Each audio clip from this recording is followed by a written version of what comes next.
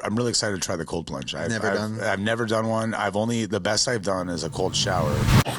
Oh, that is I can barely talk. All right, guys, welcome back to the Bergman broadcast. I want to start off the show and say thank you for everyone that is watching and listening. It means a lot to me that you're taking time to listen to these conversations I'm having with my amazing guests. And today, just like the rest of the guests we've had, someone that is inspiring, someone that I've known for quite a while, a really great friend of mine, and someone that I wanted to introduce to all of you. His name is Eric Parent. When I first met Eric, he introduced himself as the Smooth Bear, the Baron of Smoothville. We'll talk about that as to how that whole thing came about. But Eric has been on a really interesting journey, specifically with digital marketing. He's one of the OGs of that space, and we'll definitely dive into that. He's also been on an incredible journey as far as health and wellness goes. I mean, Eric has lost triple digits body weight, which is just fucking incredible if you know anyone that's lost that amount of weight.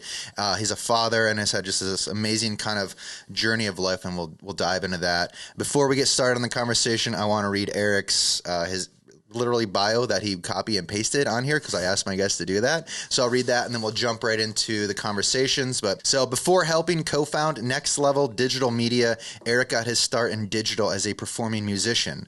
He used social media to build his personal brand and drive people to his shows.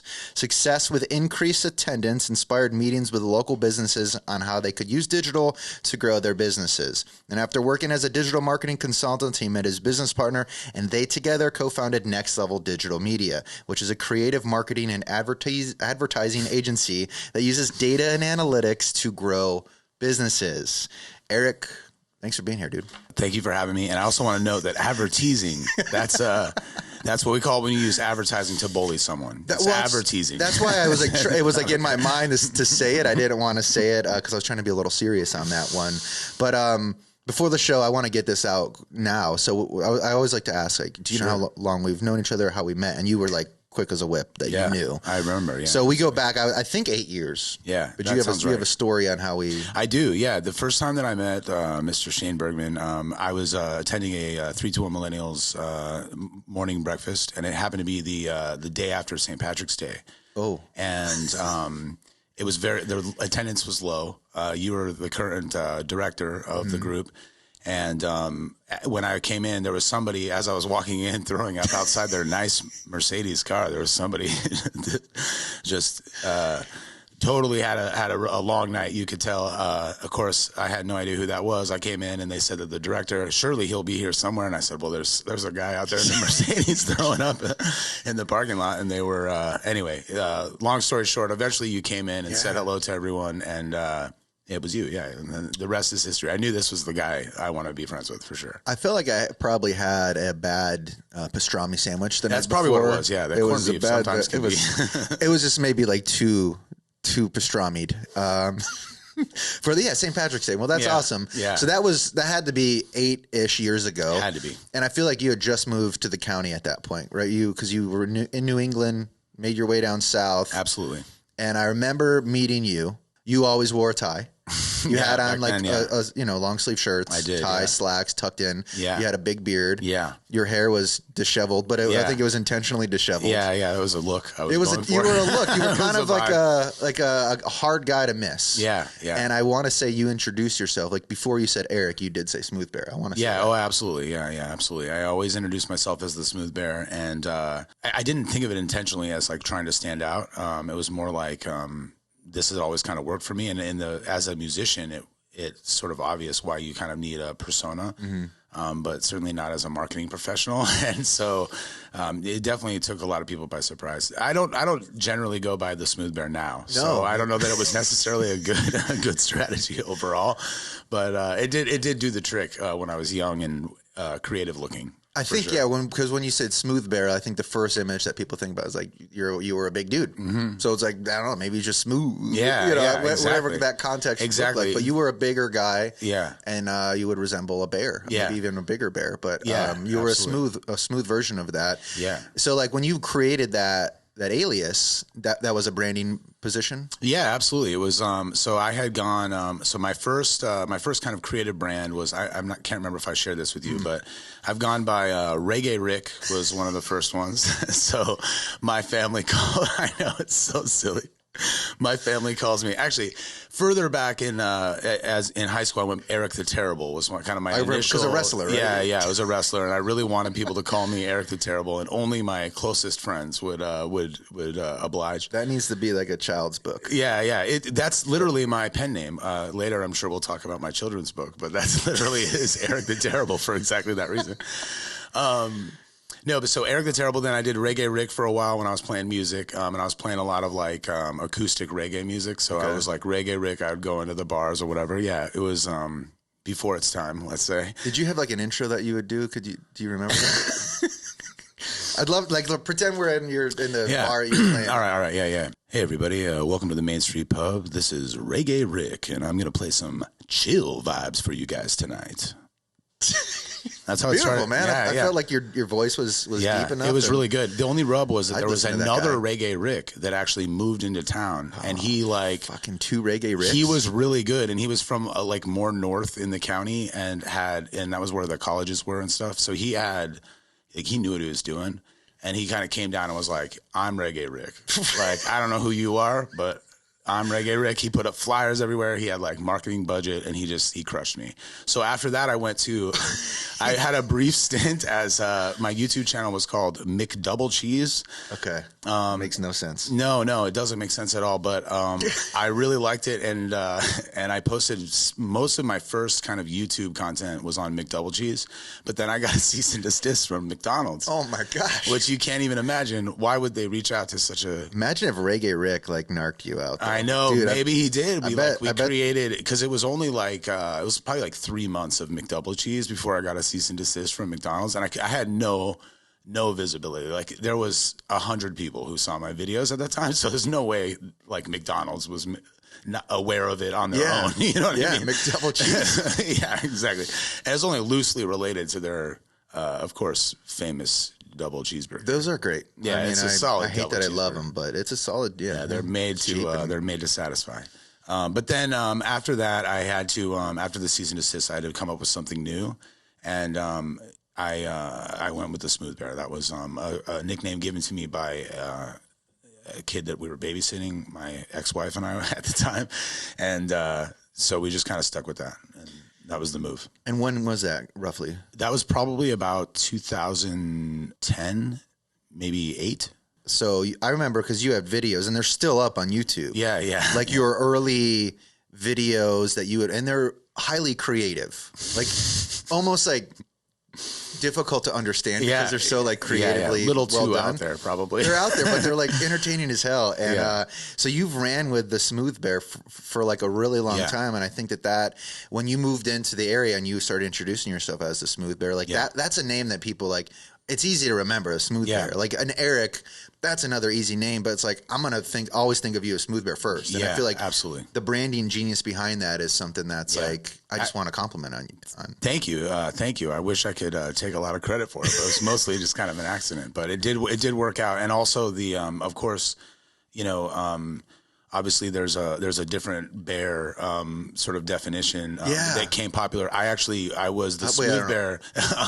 Well, it's used to describe a large gay man, a hairy gay man. A smooth bear? Well, a bear, period, typically is like when someone says, if someone's describing a man as a bear in 2023, what they probably mean is a big hairy gay man. And you didn't know that? Ben, do you know this? Man, believe me, your audience knows it. Okay, so that worked in my favor. Let's say that worked in my favor, and I'm comfortable enough with myself where I didn't like tell these men to go kick rocks. I was like, hey, enjoy the show. You know what I mean? Like if you want to stay and watch, I don't post nudes or anything like that. But like if they were curious about my sexuality, I didn't correct them. And at first, of course, I was publicly married and had kids and stuff eventually, but that worked in my favor too. And I think, if I'm being honest, it definitely led to the original success on Snapchat was because of I went viral or like, just to me, what seemed like viral, 100,000 views, stuff like that. A couple of times before Snapchat, but Snapchat is where, I had some kind of success on creating social media. The videos that you're talking about, the freelance lumberjack video. Yes. One of my classics. There's some dancing videos, some really dumb stuff. Those videos, they did okay.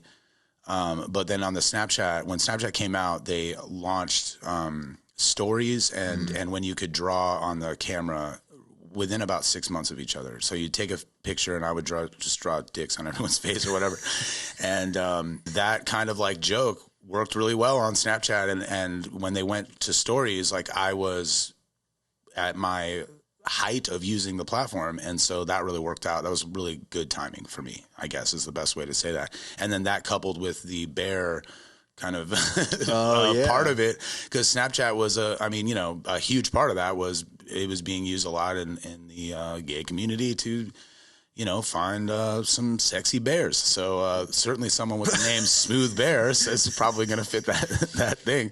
And so, so that worked out. It was kind of a perfect storm of kind of good luck that worked out. And, I turned that into a business somehow. So let me back up a little bit. So who was the initial person that gave you the moniker Smooth Bear? You said it was a baby. You were a babysitter. Yeah. So like a young person. Yeah. It was a young person. She always called me Bear.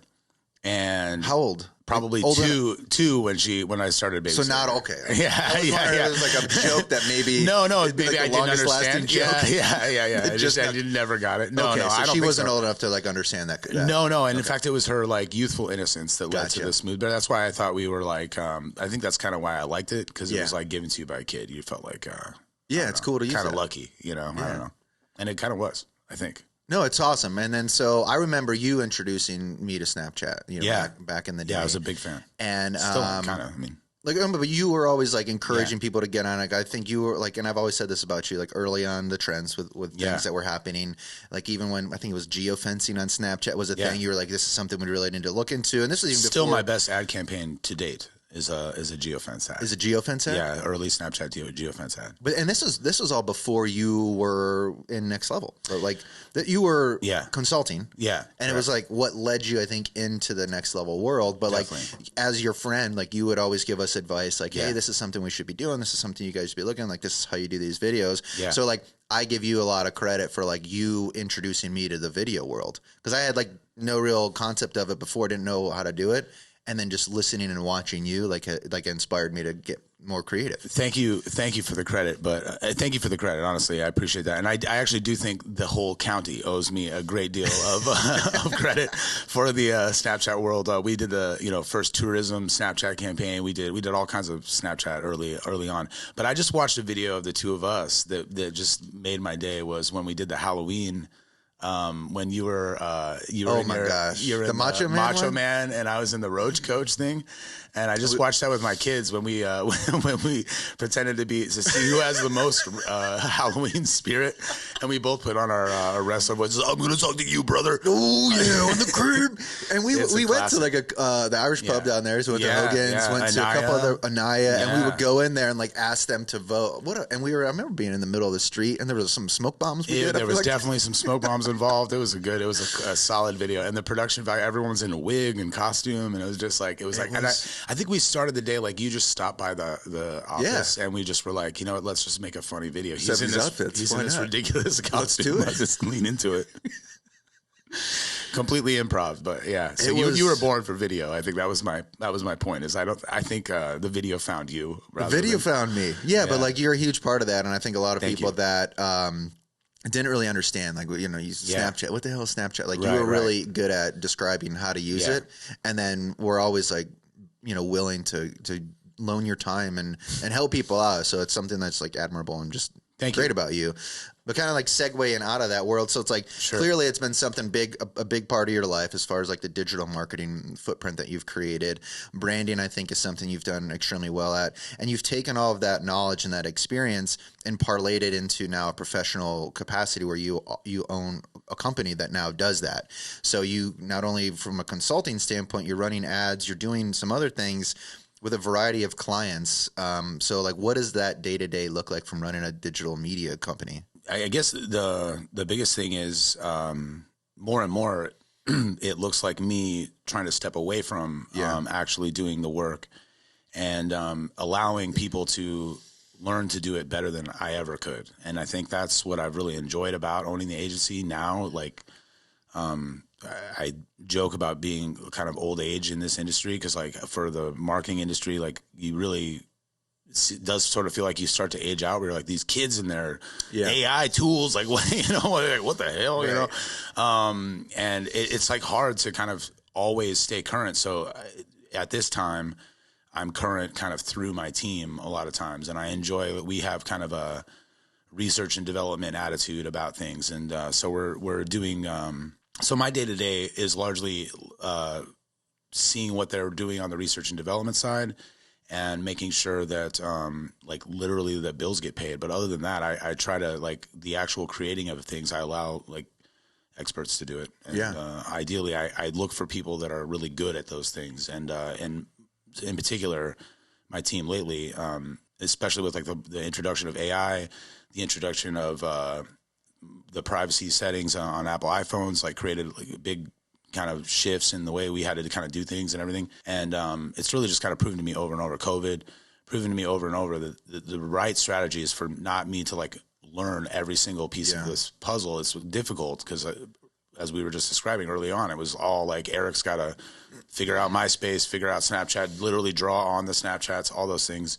But now it's more like, creating the plan and letting them kind of execute it. And that is more fun, more rewarding, but it's definitely a struggle. So, and how big is there's a team? 5. So you got a team of 5. Yeah. If you could summarize like the thing you've learned as a leader as short as possible, what would that be? Managing 5 people. What is a good little tip that someone that's running a team? I think it's empower is the right thing. Is empower the team to do their job. And anytime it bottleneck, I mean, the short version is empower the team to do their job. Yep.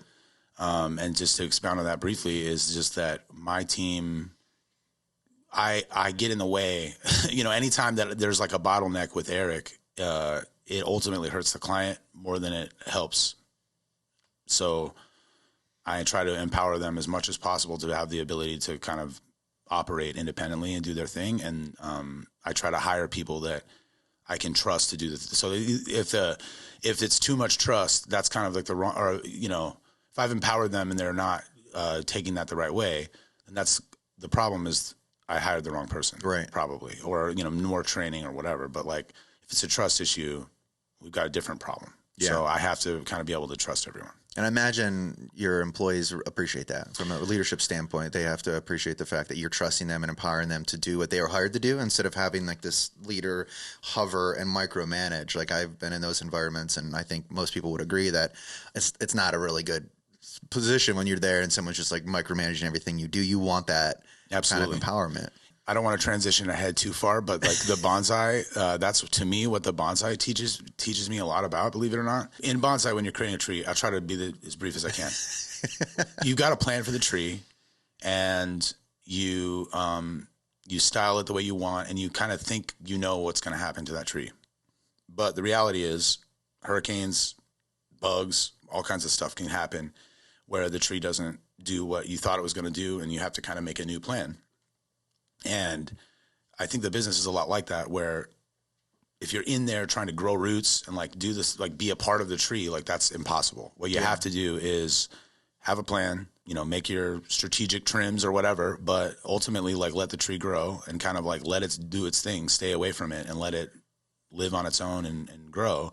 And then just make tweaks, as it goes. I think those two things to me, like those kind of lessons I learned from bonsai. And it probably relates to parenting too, it sounds like. 100%. Yeah, so it's just like managing people, whether they're your own people or your employees. Like, I never thought about the deeper reasoning of bonsai, because I know that you are a bonsai fanatic. Yeah, very passionate. And from someone, in my standpoint, I have no idea. Like, I know what a bonsai tree is, but I guess there's like there's big bonsai and little bonsai. Yeah, absolutely. And I always just imagine it's like this like therapeutic way to like trim the leaves, and it's like silent and solitude, and it's like a good relaxing thing. But I never thought about it from like a bigger. Have you ever heard that expression? I know like Joe Rogan uses it all the time. That's I think where I've heard it the most. It's like once you see the way in the world, you see it in everything. It's something like that. I'm butchering it, but the point is, to me, like when I in the tree, like when I'm trimming, it's like hard for me not to kind of like add my life into the tree and kind of think about like, well, what cut could I make, to my life, or what branch should I develop more in my life? And I don't know, there's a lot of like kind of adjacent symbolism there that I don't know why that speaks to me personally. Yeah, but it does. And I find a lot of like, I don't know, creative ideas come through trimming my trees. So like while you're out there working on them, like you'll have an idea pop in your head because of the, like you're kind of in like this state where your mind is in like, freedom world. Because I'm imagining now you know how to trim bonsai with autopilot. Yeah. And then that's like your meditation aspect. Absolutely. So like there's a process called defoliating where you just cut all the leaves off. And it doesn't really require any skill.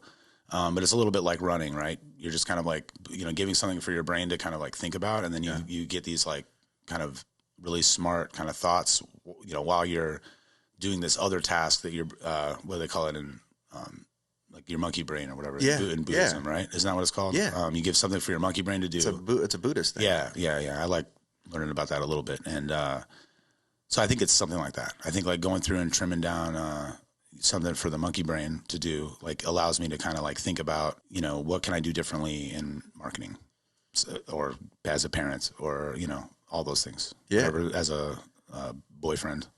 No, that's beautiful, man. I never asked you about that. And I think I'd like joked with you and given you some shit about it. Yeah. Maybe a little bit, but it's like, do. I mean, I think any hobby like there's a reason why people have it. And I think that's very neat why you have that. So for me, it is running. Yeah. That's my therapeutic time where I'm out there, like certain things I track, but for the most part, my mind is just like thinking a lot about things. And I know you and I have been in conversations about running. Definitely. I think you've dialed back your mileage a little bit. Yeah. A little bit.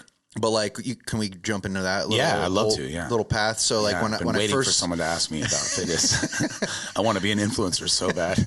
So let's do full picture context on this. How much did you weigh when I first met you? When I was throwing up outside of my Mercedes? Sure. Like I yo-yoed quite a bit. So to be honest, but I always fluctuated between around 280 and as high as 350. Okay. At my best, like if you look at pictures, you can tell when I was looking like thin, but I was thinner, skinny fat. Yeah, exactly. Because I would run a lot back then. I mean, but just not for a long time. So I would run for a month or something. I would do pretty good at running, and then for whatever reason, I wouldn't for a few days, and then I'd go. Year. Get back. Yeah, exactly. So between 280 to 350 consistently. And then what's your like today? Yeah, so now I'm at 235. Okay. And I got as low as 220, which this is one of the things that I'm really excited to kind of talk about to someone is I got as low as 220, but I was emaciated and I was losing muscle and fat. Because just doing a ton of cardio, right? Tons of cardio. Yeah. I was eating pretty good, but I was trying to go low carb at the time, which I'm not like opposed to, or this isn't a one of those, but types of conversations, but just to say my experience, I was low carb, and because of all the exercise I was doing, that was not a good strategy for me. And I would go through this kind of like every month I would get kind of sick, where I would have like 3-4 days where I was just completely lethargic, and people call it the keto flu. Yeah, I've heard it called. Around then, I learned about the importance of strength training, or where strength training comes into this kind of mix and why it's like helpful. So I started doing that. I started eating carbs, and I did put weight back on, for sure. But if you look at pictures of me then and look at pictures of me now, I look more thin now. Yes. Than I did then, even though I was at like that triathlon we did, the first one we did, first Pineapple Man. Oh, we got to talk about the triathlon. Oh yeah, for sure. Fucking wreck. Yeah.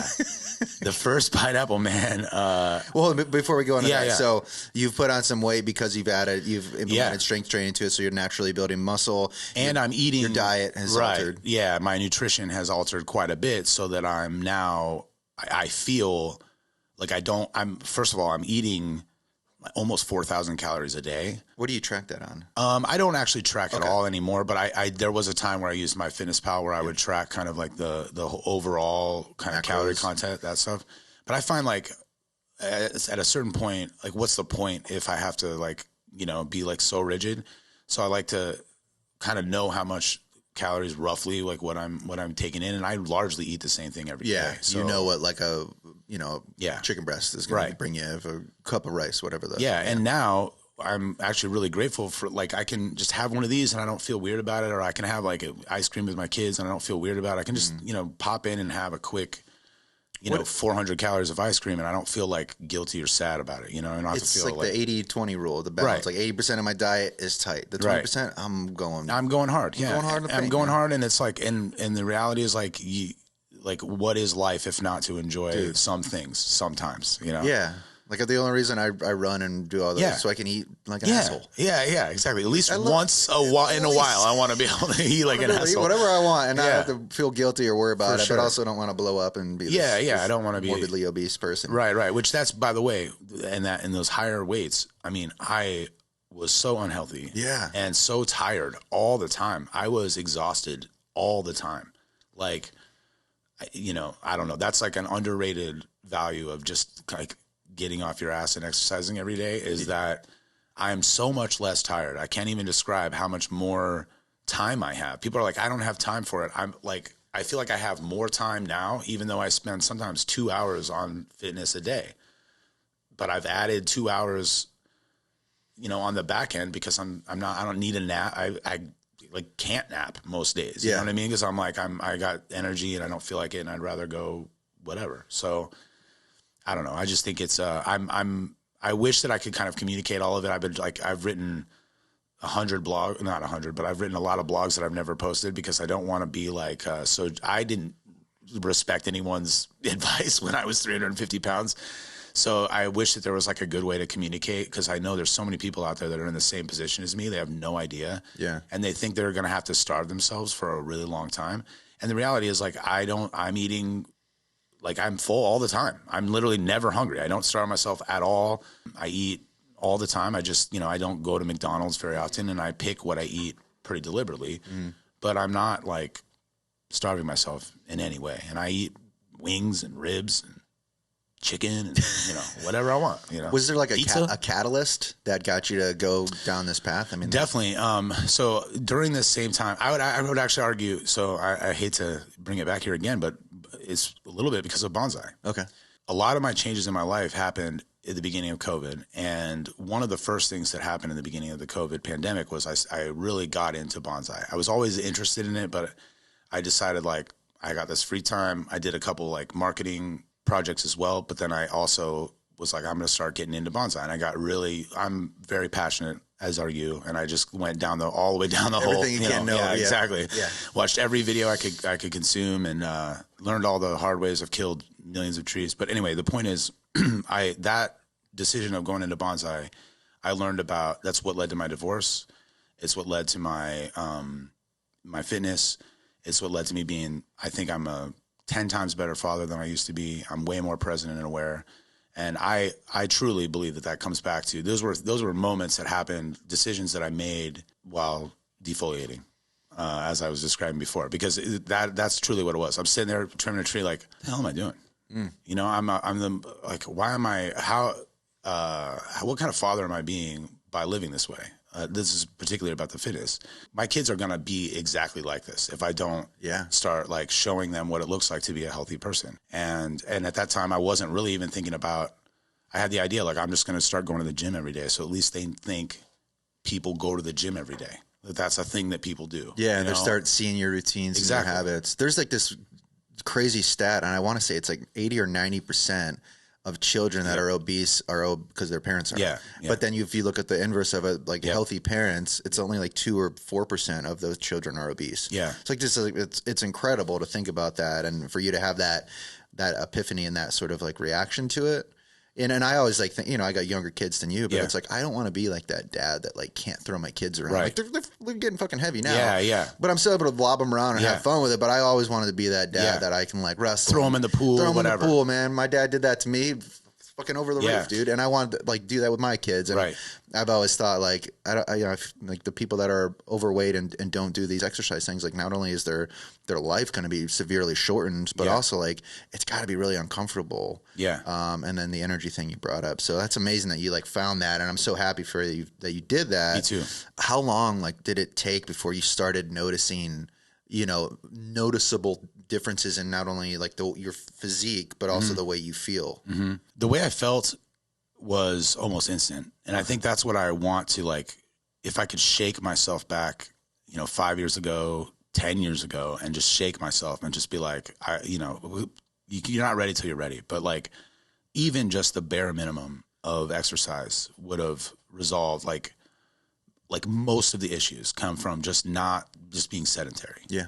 Like my physique, that part, that took a long time. And it's still kind of a struggle. Like, when I'm looking in the mirror, I don't always see like, I know I look infinitely better than I used to, but like rationally the mirror gains are sometimes difficult to see.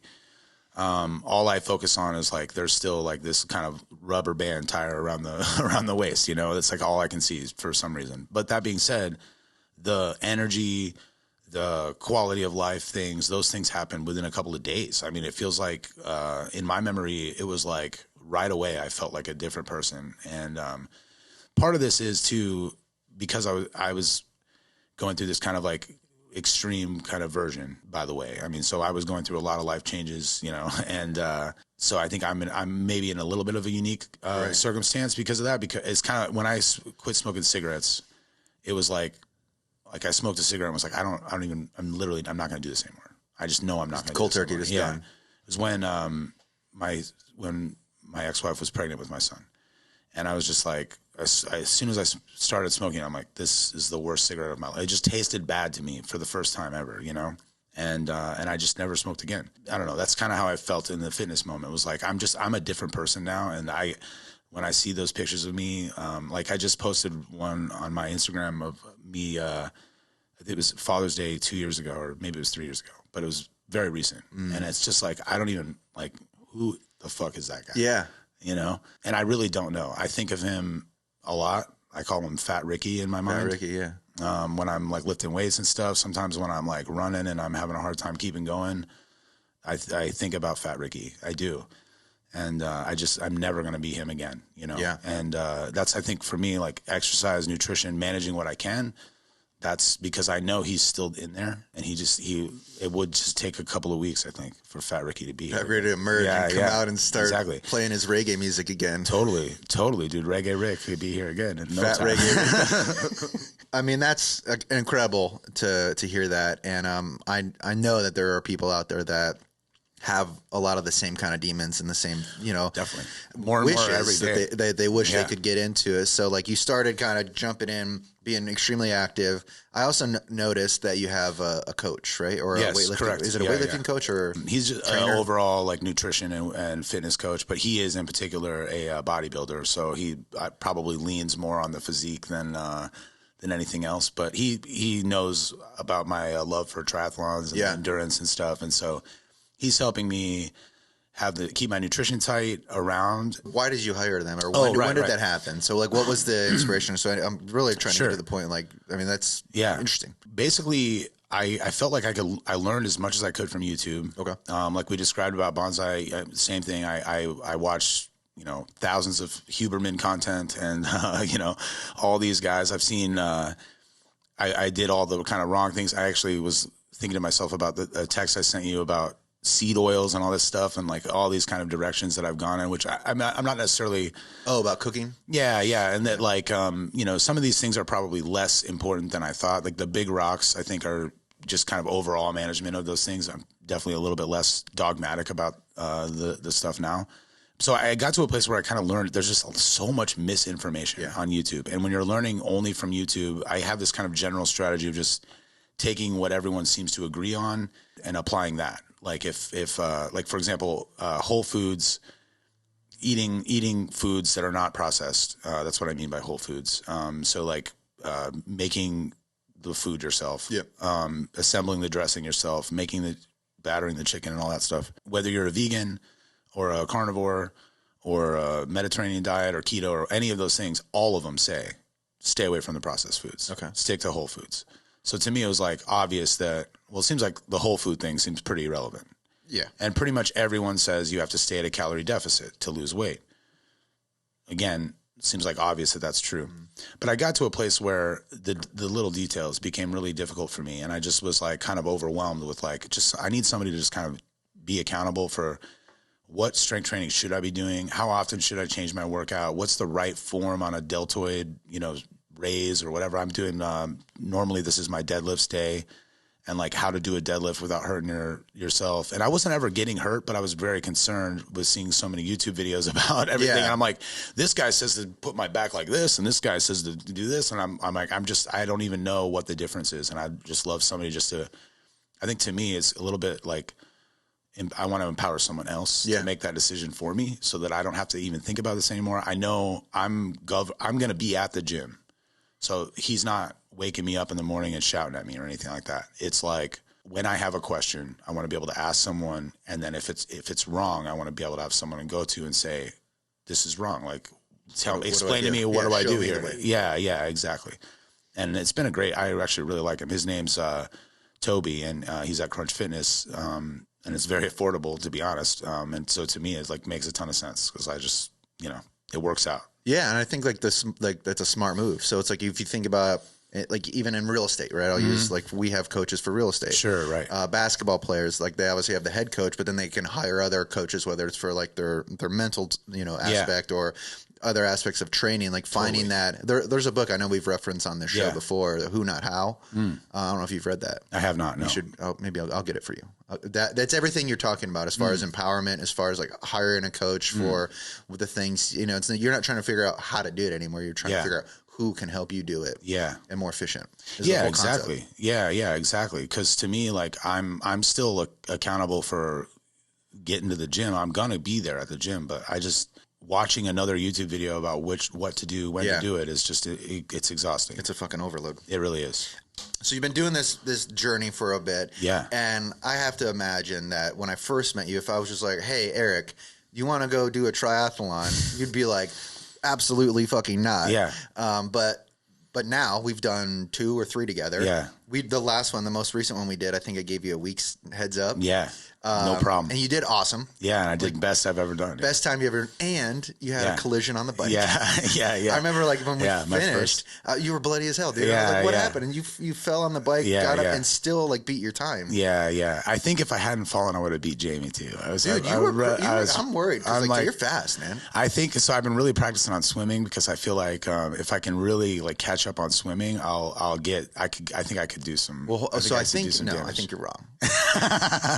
Because the triathlon is won in the run. Most people will tell you that. The bike is the longest leg portion of it. But if you think about how many miles you're doing and then the increase in speed. So if your average speed is 18 miles an hour. And if you haul ass and put everything in it and you increase that by 2 miles an hour, how much time are you gaining there? I see what you're saying. And then in the run, that's where I've noticed that like when my run is done, like I'm awful. Like that's where I need to work the hardest. The swim, it's like autopilot. I don't really focus on the swim. But isn't that because you're like trained by the United States government to be a good swimmer? Like that's my feeling is like this he's sitting here talking about like the swim's no big deal, but I'm like but he's in the Navy, like he's like, the swim comes naturally easy to me. The bike also somewhat naturally. I see what you're saying though, because the time that you're in the water is so short. Even when I'm slow, we're talking about a 4-minute difference if at best. Which it all adds up at the end. Transitions are a big point, but the fact that you've shaved like what was your 15? I took 15 minutes, so I did an hour 30. My first one was an hour 46.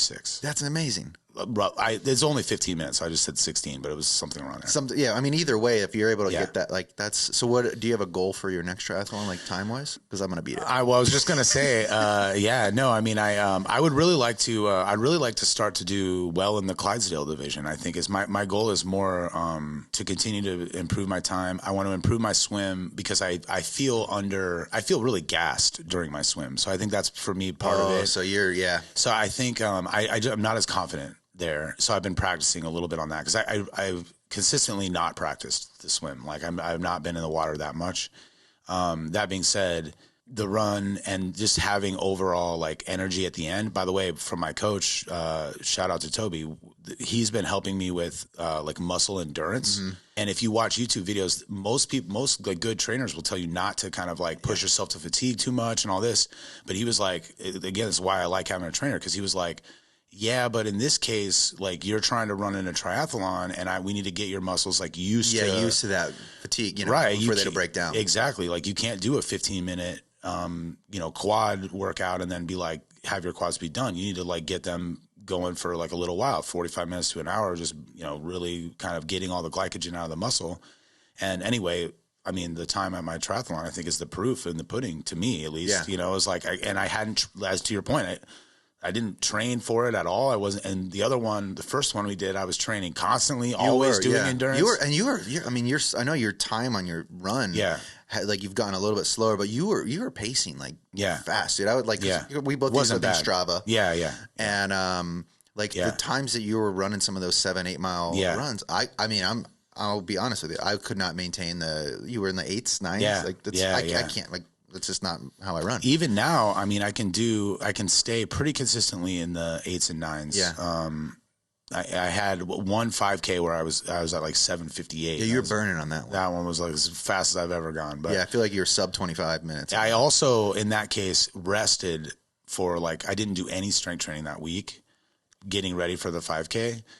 So to me, that was like, I think that's probably why too, is I was totally fresh going in there instead of being like half sore or whatever from working out. You mentioned it earlier, and just so we apply context, it's the Clydesdale thing. So why I love triathlon so much, as far as I know, it's one of the only like sports that in the racing world that not only divides it by gender and then age, but weight class. So Clydesdale in the triathlon world is a man that weighs 220 pounds and more, and then the Athena, I think it's 160 or 170 for the females is what they call that. So if you ever are entering a race, there's all these different subcategories. And for me, it was like, I'm a Clydesdale. I've sit at about 225. So like big dudes, Clydesdale, the day that I die, it's a whole nother class. And I think it's appropriate. We need that class. It's like, it's way different. It's like, Ben, I'll mention you again. Like you're 100 pounds less than us, roughly 160. So for him to run a 5K, vastly different than for some. So I love that they have that kind of breakout. Me too. And I love the idea. One thing that I really like about it is that there's people. It's competitive, so it's not as though like these guys they're not just a bunch of fat boys. You know what I mean? This is like, these are guys that when you look at them, you're like, they're just naturally big dudes. They're just big dudes. Like if like me at my best, they're the same as me, you know what I mean? They're just kind of the same situation, just born big and, just a little bit bigger than everyone else. So, I mean, I think it's a perfect category. And the idea that all these 220 pound up guys are finishing a triathlon at all is it's not nothing, you know what I mean? And I love that.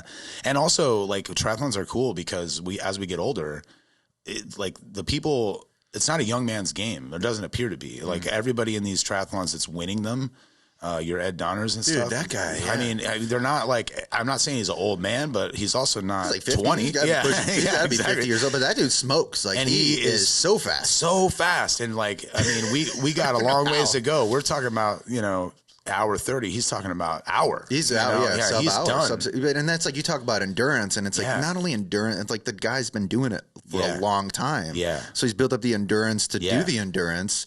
It's just...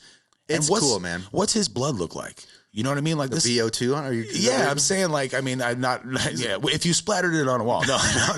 I'm saying, I don't know. I'm saying like this guy. I mean, to be in your 40s and 50s, and to be healthy enough to win triathlons all the time, like he must have fantastic health. Like his fitness must be on the inside. It has to be at least pretty good. It's got to be to be that fast. And he's been at the high tier locally, and I'm probably nationally. I don't know how he ranks nationally. I don't either. But local races, that's the guy that's always crushing the tries on the Ironman every single. I mean, he's been at it for a long time. Yeah, he must be metabolically very healthy. I'm thinking he's probably not a McDouble cheese. Yeah. I don't think he ever went as McDouble He cheese. probably was. I mean, maybe that'd be a good guy to talk to. Dude, about David that. Goggins used to be heavy, so you never know. That made me think about that when you were saying the Fat Rick. In your mind. They a lot of former heavy people. I actually really identified with what's his name? Ethan Suplee.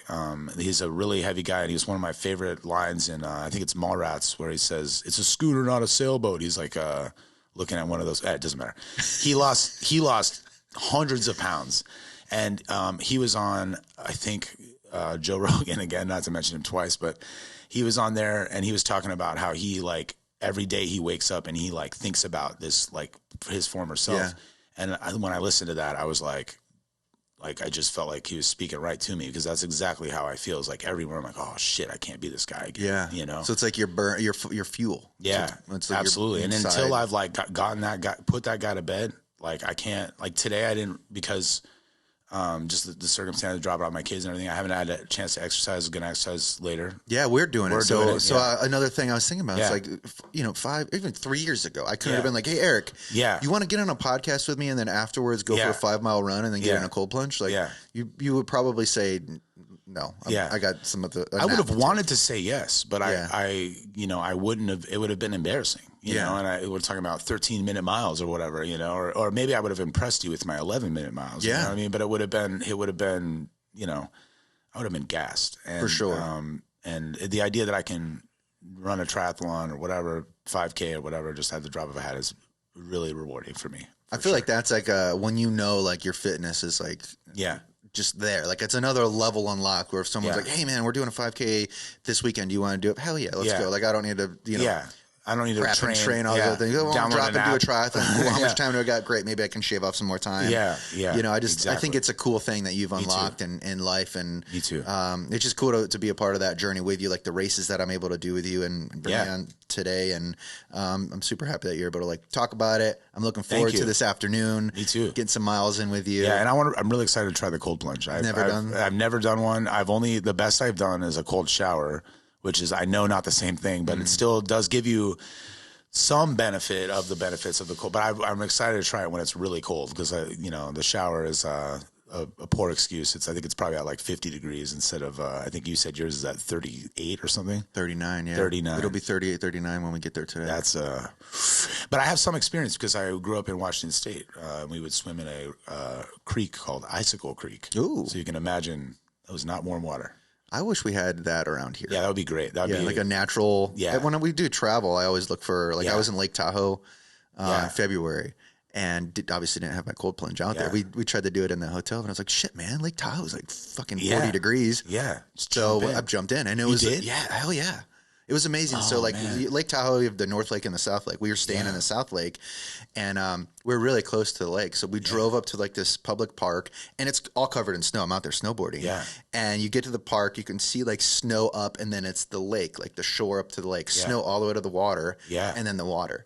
Oh, so, like, had to wear my boots out and then put my towel down and then jumped in the water and then did a little 3-minute plunge in Lake Tahoe. Wow. And as I'm in there, like, I'm looking on the shoreline, seeing the snow. And so there was literally someone built a snowman out there. And I was like, this is the coolest thing to be, like, in this water that's so cold and, like, seeing the snow on it. It was just, like, a remarkable experience. And luckily at that point I had kind of, like, I've been somewhat conditioned to cold water because at that point I've been doing it for a few months now. I'm almost probably a year into it. Yeah. But, like, you're getting real cold there because it's moving water, right? So it could be, it could get below. It's cold. I mean, I say in the 40s. It could have been a little bit. I didn't have my thermometer, but I know that water's cold. Yeah. Like I got in. Sure. I was like, this shit's cold. Yeah. But it's just cool to be able to do that. And I mean, anyone can read about the benefits. It's very trendy now. I don't want to take up the rest of the show. No. But it is. I think in general, the biggest thing is, like, one thing we've talked a lot about with running is just, like, doing something that is a little bit uncomfortable and trying to kind of put yourself through that to remind yourself that you can, you know, I mean,